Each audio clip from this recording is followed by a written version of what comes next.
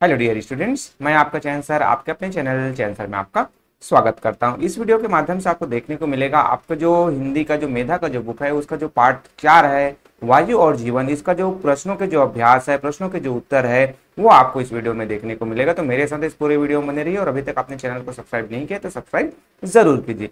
पहला जो आपका अभ्यास आता है वो पाठ की दुनिया में इन प्रश्नों के उत्तर बताइए। तो इसमें जो क नंबर का है कि हमें वायु ना मिले तो क्या होगा, तो इसका उत्तर हो जाएगा कि हमें वायु ना मिले तो हम जीवित नहीं रह सकते हैं। फिर आपका ख नंबर आता है कि हमें स्वस्थ रहने के लिए कैसी वायु चाहिए, तो आपको पता है कि हमें जो है स्वस्थ रहने के लिए शुद्ध वायु चाहिए होता है। अगला जो आपका आता है वायु प्रदूषण को रोकने के लिए सबसे अच्छा उपाय क्या है, तो इसमें उत्तर हो जाएगा बेटा कि वायु प्रदूषण को रोकने के लिए सबसे अच्छा उपाय है कि अधिक से अधिक पेड़ पौधे क्या किए जाए, लगाए जाए। फिर आपका अगला जो आता है इन प्रश्नों के उत्तर दीजिए में दूसरे नंबर का जो प्रश्न है आपका उसमें क नंबर का है वायु हमारे लिए क्यों जरूरी है, तो उत्तर हो जाएगा कि वायु हमारे लिए जीवन है, इसके बिना हम जीवित नहीं रह सकते क्योंकि हम सांस लेने के लिए वायु का यूज करते हैं, उपयोग करते हैं।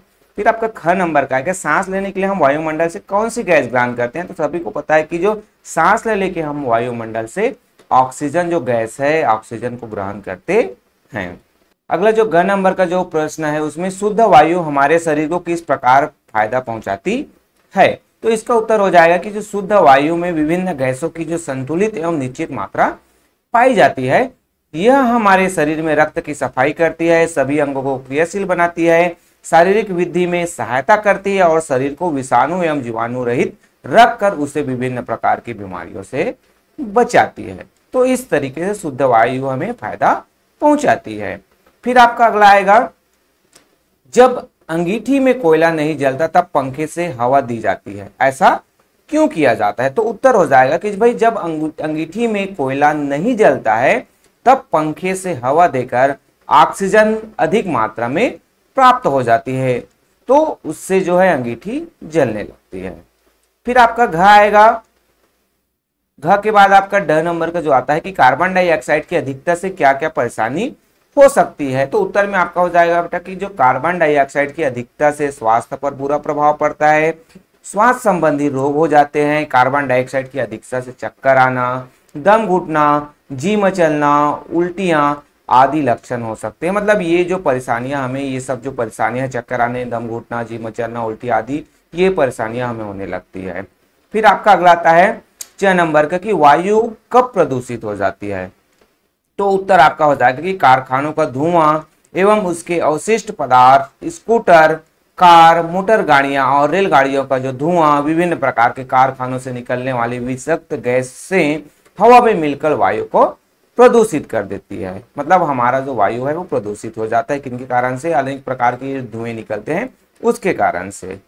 फिर आपका अगला आता है 6 नंबर का कि वायु प्रदूषण की रोकथाम के लिए लेखक ने कौन कौन से उपाय सुझाए हैं, तो वायु प्रदूषण की रोकथाम के लिए लेखक ने निम्नलिखित उपाय, बहुत सारे जो उपाय हैं यहाँ पर 4 उपाय मैंने आपको नोट डाउन करा, लेखक ने इसमें बताया। आपको जो लगता है जितना 1 2 3 4 जितना आप नोट करना चाहें वो लिख सकते हैं यहाँ से। तो कारखानों को शहरों से काफी दूर खोला जाना चाहिए तथा इनकी चिमनियां हैं उनको अधिक ऊंचा बनाना चाहिए ताकि कारखानों से दूषित जो अवशिष्ट पदार्थों को रासायनिक क्रिया द्वारा शुद्ध करके अन्य उपयोग में लाया जा सके। साथ ही साथ जो पेट्रोल है, मोबिल ऑयल है, डीजल आदि से चलने वाले वाहनों के स्थान पर हमें ऐसे वाहनों का निर्माण करना होगा जो विद्युत और सौर ऊर्जा से चले। साथ ही साथ जो बढ़ती जनसंख्या का नियंत्रण आवश्यक है, जिसे जो लोग क्या करते हैं कि जो काटकर कृषि योग्य भूमि और आवास बनाते जा रहे हैं, तो इसलिए जनसंख्या कम होगा तो पेड़ पौधे कम कटेंगे तो प्रदूषण भी कम होगा। फिर अधिक से अधिक पेड़ पौधे लगाए जाएं क्योंकि ये वायु को शुद्ध रखते हैं। तो इस तरीके से लेखक ने ये उपाय सुझाए थे। फिर आपका अगला आता है कि जो इन पंक्तियों का अर्थ स्पष्ट करना है आपको।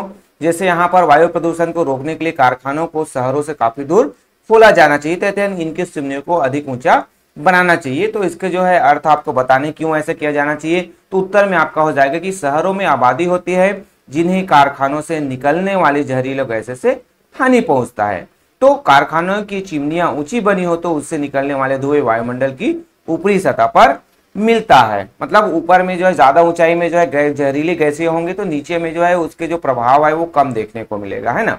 फिर आपका अगला ख नंबर का आता है कि मनुष्य ही नहीं पेड़ पौधे भी सजीव हैं, वे भी हमारे समान ही सांस लेते हैं। तो उत्तर में आपको हो जाएगा कि पेड़ पौधों में जीवन होता है, वे अपना भोजन पकाने के लिए कार्बन डाइऑक्साइड ग्रहण करते हैं और ऑक्सीजन गैस छोड़ते हैं, है ना। पेड़ पौधे क्या होते हैं, उनमें जीवन होता है, भोजन पकाने कार्बन डाइऑक्साइड गैस को ग्रहण करते हैं और ऑक्सीजन गैस को छोड़ते हैं। तो ये ख नंबर का उत्तर हो गया। फिर आपका अगला आता है जीने की राह वाले जो प्रश्न आते हैं, उसमें आपका आता है पहला कि जनसंख्या की निरंतर वृद्धि से क्या क्या परेशानी आती है या आ सकती है। तो उत्तर हो जाएगा कि ज्यों ज्यों जनसंख्या बढ़ती रही है, लोग वन काटकर कृषि योग्य भूमि और आवास बनाते जा रहे हैं और अपनी आवश्यकताओं की पूर्ति के लिए उद्योग धंधे, कल कारखाने आदि बढ़ाते जा रहे हैं। इस प्रकार से वे वायु प्रदूषण को बढ़ा रहे हैं। तो ये जो परेशानियां हैं जनसंख्या वृद्धि से आती है। फिर आपका दूसरा आता है कि कल कारखानों की चिमनियों को काफी ऊंचा बनाना क्यों जरूरी होता है। तो ये क्वेश्चन जो है तीसरी बार आया हुआ है। उत्तर में आपका हो जाएगा कि इससे जहरीली गैसें और हुए वातावरण में काफी ऊंचाई पर ही घुलते हैं। मतलब जो जहरीली गैसें हैं, वातावरण में जो गैसें जो निकलती है वो काफी ऊंचाई पर घुलते हैं, जिससे धरती से सटे सतह पर हानि की संभावना कम हो जाती है।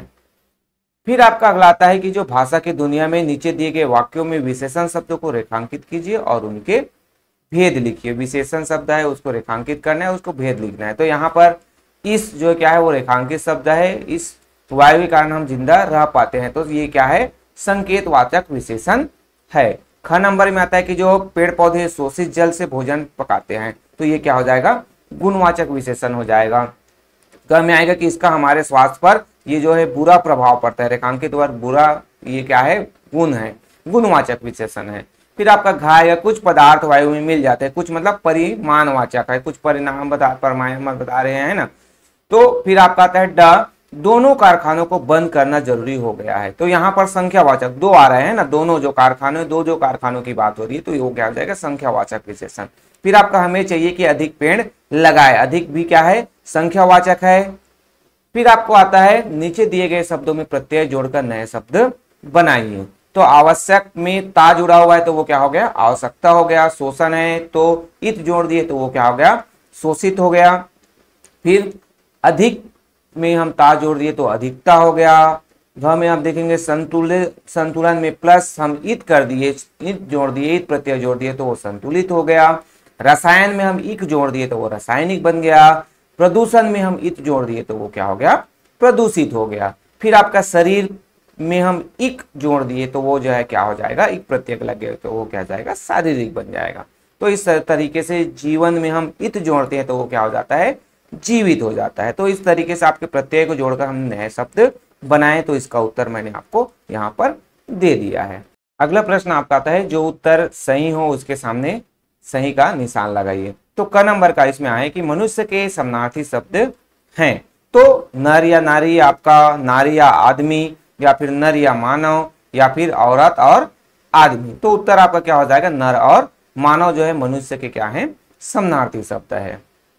फिर आपका ख नंबर का आएगा इनमें से शुद्ध शब्द है। कौन सा शब्द शुद्ध है, वृद्धि, वृद्धि, या फिर वृद्धि, या फिर आपका वृद्धि। तो इसमें जो तीसरा नंबर है वो आपका वृद्धि, ये जो है सही शुद्ध शब्द है। फिर आपका ग नंबर का आएगा इनमें से विलोम शब्दों से बना शब्द युग्म है। विलोम शब्दों से बना युग्म है, जीव जंतु है, उद्योग धंधा है, कल कारखाने हैं, या फिर दिन और रात। तो यहाँ पर दिन और जो रात है वो एक दूसरे का विलोम है ना। तो यहाँ पर ये राइट का जो निशान यहाँ पर लगेगा ग में।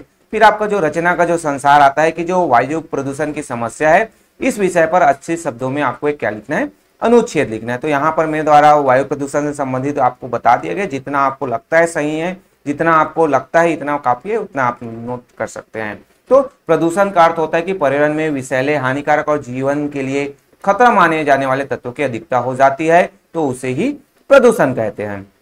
तो आज के समय में कारखानों में विभिन्न मोटर, कार, बाइक आदि गाड़ियों से निकलने वाले धुएं के कारण से वातावरण बहुत ही प्रदूषित हो चुका है। सबसे अधिक वायु प्रदूषण गाड़ियों के धुएं से हो रहा है। इसके अतिरिक्त भी बहुत सारी ऐसी विज्ञान द्वारा की गई ऐसी तकनीक है जिसका इस्तेमाल करने से भी हमारे क्रियाकलापों से वायु प्रदूषण हो रहा है। जैसा कि सभी को ज्ञात है कि वायु में सभी गैसें एक संतुलित मात्रा में मौजूद होती है, जो कि सामान्य रूप से इंसानों के लिए हानिकारक नहीं होती। लेकिन यदि किसी कारणवश ये संतुलन बिगड़ जाता है तो इससे वायु प्रदूषित हो जाती है। वायु प्रदूषण का प्रभाव हम बड़े बड़े शहरों व उसके आसपास के क्षेत्रों में देखते हैं।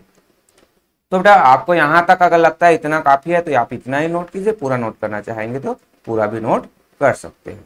अगला आपका रचना के संसार में आता है कि हमारी कई जो नदियां हैं वो प्रदूषण का शिकार हो गई है।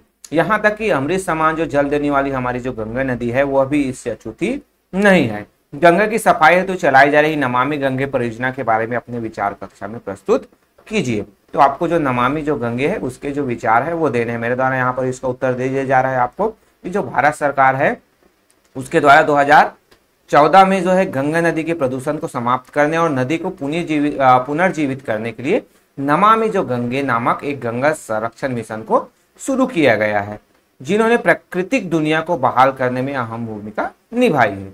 जो नमामि गंगे कार्यक्रम में भारत के प्रत्येक नागरिक के योगदान की आवश्यकता है ताकि वे नदी और अंततः ग्रह पृथ्वी को बचाने में थोड़ा भाग ले सके, है ना। निधियों की पेशकश, स्वयं सेवाएं, पुनः उपयोग और पुनर्चक्रण उत्पाद कुछ ऐसे तरीके हैं जिनके माध्यम से हम इस नमामि गंगे मिशन में योगदान कर सकते हैं और हमारी गंगा है या फिर और जो अधिक दूसरी नदी है उसको हम सुरक्षित रख सकते हैं।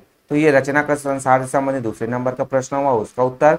फिर आपका तीसरा आता है इसी भी रचना के जो संसार है उसमें वायु गुणवत्ता सूचकांक क्या है पता कीजिए। इस सूचकांक के आधार पर भारत के 5 ऐसे शहरों नगरों के नामों की सूची बनाइए जिन्हें सबसे प्रदूषित शहर माना जाता है।